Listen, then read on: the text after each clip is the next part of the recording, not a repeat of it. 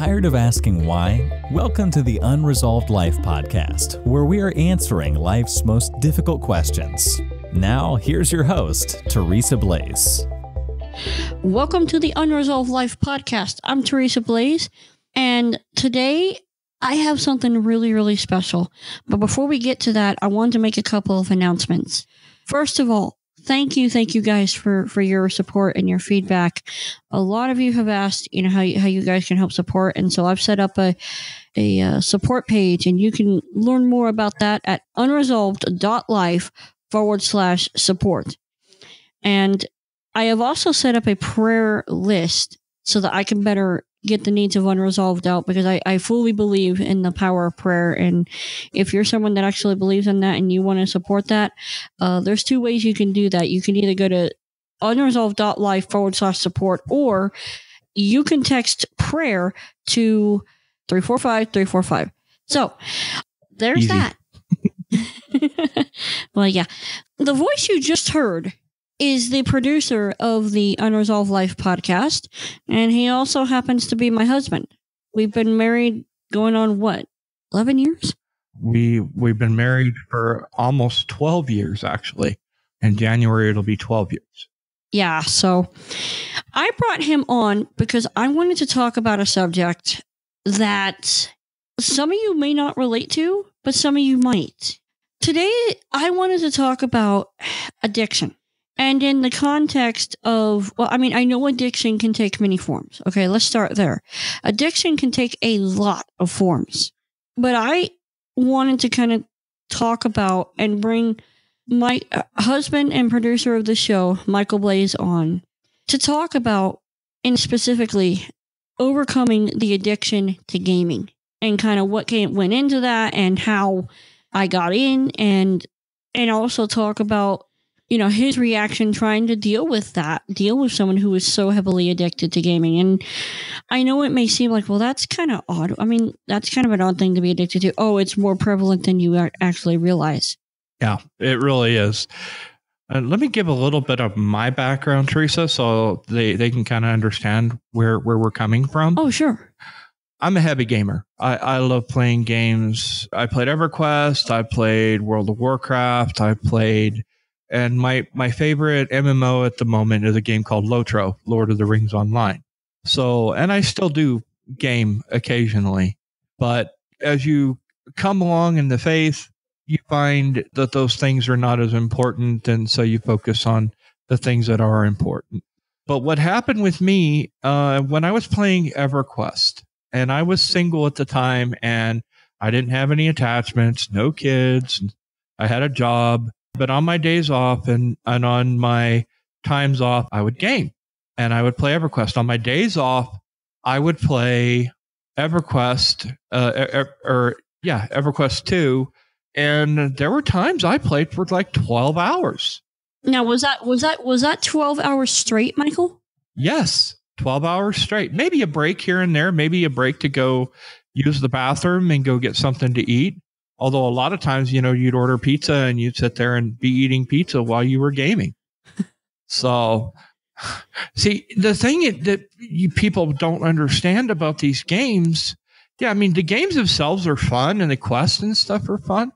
It's the interaction, because there's a whole community of people out there that are doing the very same thing.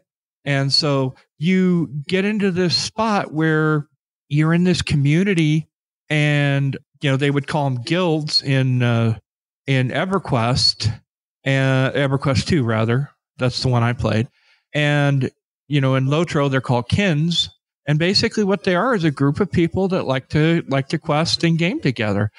And you get in these great conversations and you develop friendships and all this good stuff. And that's the thing that I enjoyed about the gaming. It wasn't, the questing is fun, but it's a whole lot more fun to quest when, especially, you're trying to attempt a quest and you're dying miserably, and all of a sudden somebody from your kin comes along and this person's 10 times more powerful than you are. And so he beats whatever you're fighting to a pulp in front of you, and, you're just along for the ride. That's fun. I can actually relate to this. I can actually so relate to this. I guess with that as a backdrop, Micheal had a small addiction to gaming, but he got out of it. Let me tell you how I got out of it. Let me go into that real quick. What happened was, I was gaming and questing and doing all this crazy stuff. And about that time, Teresa and I developed a relationship. We dated for about 6 months and then we got married. And after we got married, I continued to game and she started having nightmares. And I was like, okay, why is she having nightmares? But anytime, and I think I was playing Diablo 2 at the time, which I don't recommend to anybody. It's a fun game, but it's dark, very, very, very dark. And that's the other part of the problem with these games is the fact that it is the content. It's one thing to walk around, shoot some bad guys, shoot some monsters, whatever. But it's a whole nother thing when you start delving into magic and you start delving into occultic stuff. And I'm not saying the games are occultic, but they lead to the occult, depending on what you do with your character. When you create a character, what you're doing basically is creating a little avatar, a little person. And the people that really get into this stuff, that person is almost like a real person to them. Oh, especially on the role play side. I mean, if you start going into role play, which is you are acting and thinking as your character, you start becoming very concerned with, well, what do I do with this person? Because they start to have their own issues and their own problems, which in itself, again, I don't see an issue with that, but there comes a point when that can literally take over your life. And that's where the danger is. And the important thing to remember is anything that you value more than your relationship with God becomes a God to you. Well, maybe we're talking to someone who doesn't even value a relationship with God because they don't have one. So, I mean, there is that factor. You're right. And a lot of people are stuck in that, are definitely stuck in that mold. But I know that I have a relationship with the creator of the universe, and I value that relationship with God over anything else. And if God tells me to lay something down, I'm going to lay it down. Why? Because I love him and I want to move on with that. So that being said, I started having nightmares and we finally figured out that it was because of the gaming and Mike had to back out of the gaming. Fast forward a few years. Okay. We had been married for a while. A couple of years, I think. Right. We had been married for a while. And was it 7 years ago, Micheal? Yeah, I think so. Six or 7 years. I had lost. In fact, it was 6 or 7 years this month in November. We're recording towards the end of November. And so I had lost in the span of 4 days at the very beginning of that November, my mom and my eyesight. I will tell you right now, that is the hardest area to walk through. It was rough. It was really rough. And, when you go through a circumstance like that, of course, you've got all the questions. You go through the whole grieving process, but you're asking the question why, and you're feeling alone, and all of that. I mean, it was horrible, and especially the eyesight. The eyesight, I think, was almost worse than the death is your mom. God rest her soul. You know what? I don't know. I mean, because there's still some areas on that area that I would consider unresolved on my end. There are still some areas there are still some deep, deep woundings that I am still working through. I had a church family, okay? And I was going to church and I was doing everything you're supposed to do as a Christian. You're supposed to read your Bible. You're supposed to go to church, so on and so forth.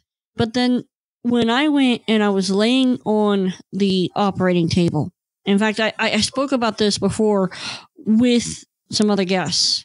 I wanted to come back to it for a second. And when I was laying on the operating table and I was kind of semi-awake and I heard the doctor say there was nothing he could do, my faith in my God, I completely shut it down.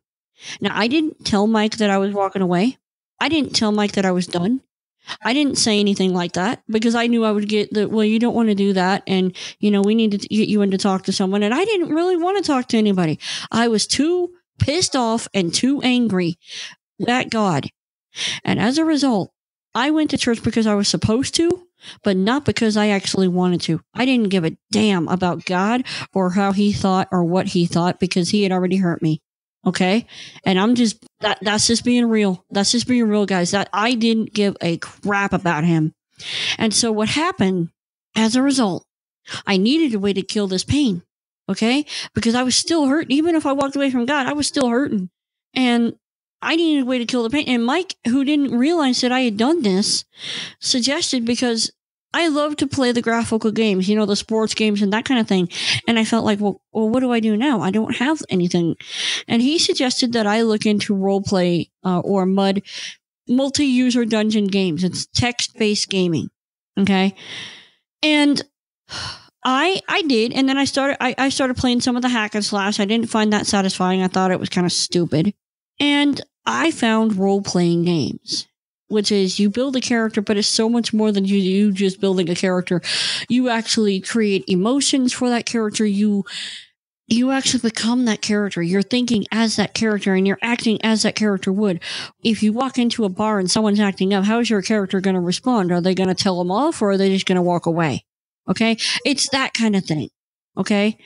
And what happened was I was dealing with so many things in my real world life and so many pain points in my real world life that I could not handle them. And God was absolutely of no use. So I had to find a way to kill the pain. And I dove headlong into this text-based gaming. When that started to happen, what did you see? I think I cautioned you about it because of what I had gone through with my own addiction. Knowing how easy it is to become addicted to these things, I cautioned you about it. I tried to get you to set time limits. I tried to get you to, okay, I'm only going to game thus and so number of hours per day. I mean, I tried everything I could think of to limit it because I saw what it was doing to you. And I saw the fact that you were withdrawing within the game and the game was becoming more important to you than real life, including our daughter. And I mean, it was rough. It really was. And you have to understand that I got to give another side of this. We have a special needs kid and she had a trach for 4.5 years of her life. And she still has a gastric feeding tube, but she's come, oh my God, this month she's going to be 10 years old. And they didn't say that she'd last 6 months. I mean, it's a really big deal. But when you've got a special needs kid and you've got help from the state medical insurance that comes along with caregivers and nurses and so forth, you kind of lose your privacy. And so what happens is, they're in your business constantly. And, and of course, if they see you withdrawing or they see you doing something that they think is inappropriate, then they're going to report you, or if not report you, to document what's going on with you, or what appears to be going on with you. Okay. Right. And see, okay, let's back up. Because so I had all this happening, I have everybody kind of criticizing me. Well, you're not spending more time with your daughter. You're not doing this. You're not doing that. Everybody and you're withdrawing, and I'm diving so headlong into this game. And I was going into some dark games because I was trying to kill this pain. And I'd play one game. Well, it's not intense enough for me. I'd go into another game. Okay, that's a little better. I'd act out different scenes, very, very graphic scenes I won't even comment on because they were vicious and brutal. Mike, honestly, you don't even know some of the things that I did. And I'm not even going to go into them. You know what I mean? There were just things that I did that I can honestly say now I'm ashamed of. Okay. In the meantime, at this time, I start meeting with the pastor of the church that I'm attending at the time.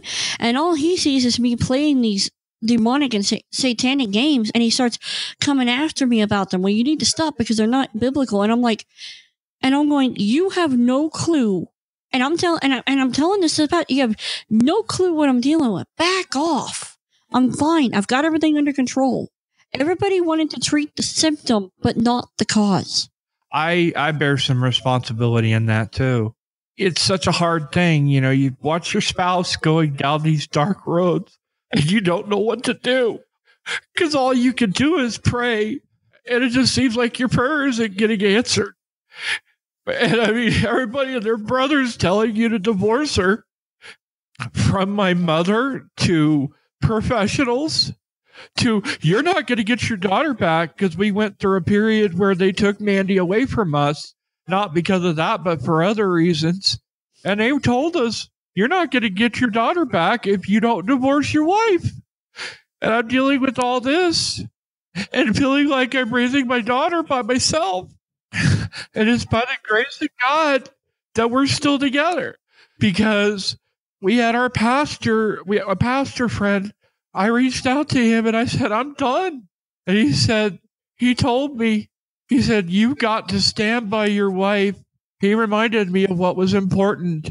And I remember my mom saying, you're going to have to divorce Teresa. And I told my mom, I said, what part of till death do us part didn't you understand? I can honestly say that, this went on, this struggle with this gaming. And finally, I mean, the gaming just reached a point where I was losing my characters. Everything was just going downhill, even in game. Outside of game, my life was a wreck. I didn't believe in God, or I can't say that. I did believe in him, but I had no desire to read the Bible. I had no desire to pray. I was so angry and so ticked off at him. I didn't want him. And finally, after 5 years of this, he stepped in. And I ended up going to this women's retreat. It was certainly not my idea, but Mike kind of pushed me into it. And you can learn more about that from my interview with Janet Tremblay, which we will link to in the show notes. It's funny because I told her, because she was going to take her computer, and I think she was expecting to game the whole weekend. And I told her, you're not going to have internet access up there because it's up in the mountains. And she's like, no, well, she was in that stubborn phase. And I was like, okay, what can you do? I knew in the back of my head that God was going to do something with her. I just didn't know what. And she came home and changed in person. God gave her back to me. I remember I told we went to church that next Sunday, and it was a total change. And I told them, I said, I've got my wife back. I've got the woman I married back. And the fact is, it's not the gaming that's so bad. It's the getting stuck and lost in it and putting it above all your other priorities. That's the problem. Do I still game today? Yeah, I do. But I can guarantee you, I watch it like a hawk. And for a while, there was a period of time where God told me, you cannot game. You cannot game because I've got to deal with you. Okay. And the biggest thing right now, guys, is I want to get this across. I get it. You're looking to kill that pain that's like whatever's going on. I totally get it. And I am not here to criticize you for it. But I will say this, there's a better way. I am not going to say that I have everything worked out in regards to dealing with the painful areas. I am not going to sit here and tell you guys that I have all this stuff worked out. I don't. Okay? I don't. And I'm still working on it. And there's another part that we haven't really told, and I think this has a lot to do with it too, Teresa. And it's the fact that way your mom died. I know that was really hard for you to deal with. The autopsy said that it was multiple toxic substances. So we don't know if she killed herself or an overdose, or maybe she forgot because her memory was just horrible. But that's how she died. And it's hard. That was hard to swallow. I mean, and then a few months later, like a couple months later, my dad gets diagnosed with Parkinson's and up and takes off. So I feel like I lost him as well. In fact, I haven't spoken to him in over 2 years. So I mean, there's a lot of hurt there that I'm still working through, guys. And I get it. Life is hard. It sucks. I get it. But the one mistake that I can honestly say I made is I walked away from my father. Right. And he's your only hope when you're in that situation. He's your only hope. You can game till you're blue in the face and try to pretend to be someone else when you're in the game. But if you do, what you're going through is going to come out in the game. And we've seen it time and time and time again. And I'm not just talking about Teresa. I'm talking about friends of ours that have been in that same situation, because whatever is going on outside the game is going to show up inside the game. Mm-hmm. And it's usually going to ruin whatever you're trying to do. It really is. And so then you're finding, well, geez, I'm not finding the satisfaction. I'm not killing that need that I had in the game. So I need to go even deeper and find something harder to accomplish, or find a more challenging role play setting. And when you are in that place, you just want to kill the pain. That's all you want to do. And so I get it. I know we probably need to wrap up. And I guess the one thing I want to leave everybody with is a couple things. First of all, if you're struggling with an addiction, please get help. Please, contact us. I promise you there will be no judgment, none whatsoever. I get it. Okay. I've been there. If you are struggling with an addiction, please contact us. And number two, if you're doing this and you're at a place where you don't believe in God, maybe because you're angry at him, he gets it. He gets it. He totally gets it. One thing I'm learning is that you may be angry at him, but he still loves you. And so he's going to let you walk through that process, but his love for you will never stop. It doesn't matter how deep a pit you guys get yourself into. He will always be there for you. All you have to do is open up your mouth and reach out and ask him for help. You don't have to pray some fancy prayer. God help can be enough. And from the standpoint of someone who is not a victim of addiction necessarily, but a victim of having a spouse that's addicted, my biggest advice is, one, get people in your corner that will support you and will help you stand and be your backbone. And two, don't let anyone tell you that your spouse is scum or that you need to divorce her. One, it's not biblical. And I don't give a crap. The professionals say, well, this and that. I really don't care. I mean, Teresa and I have been through hell together, but we've made it through by the grace of God. And the other thing too, I want to encourage is this. If you are the supporter of your spouse, okay, understand that the addiction and the things that they are doing are a symptom of a deeper problem. And you cannot just treat the symptom and expect them to suddenly get better. You can't do it, because it may work for a short time, but it won't work overall. It won't. For me, if someone had just come and said, hey, let me help you work through these issues. Let me help you. It may get messy. It may get bloody, but I'm willing to help you. Instead, they wanted to come after me about the symptom. Okay. And that, I can tell you right now, that will turn the person off. That's why they may, kind of shrug you off if you're like, well, I need you to stop gaming. What you need to do is find out the deeper symptom, find out the deeper root of the problem. If you can do that, then you find a lot of other things change. Okay. So, Micheal, thank you for coming on the show. You're welcome. I love you, and I'm so proud of you for what you're doing, and I know God is going to use this effort mightily. Well, it's definitely been all his idea. That's all I know. So thank you so much for coming on the show.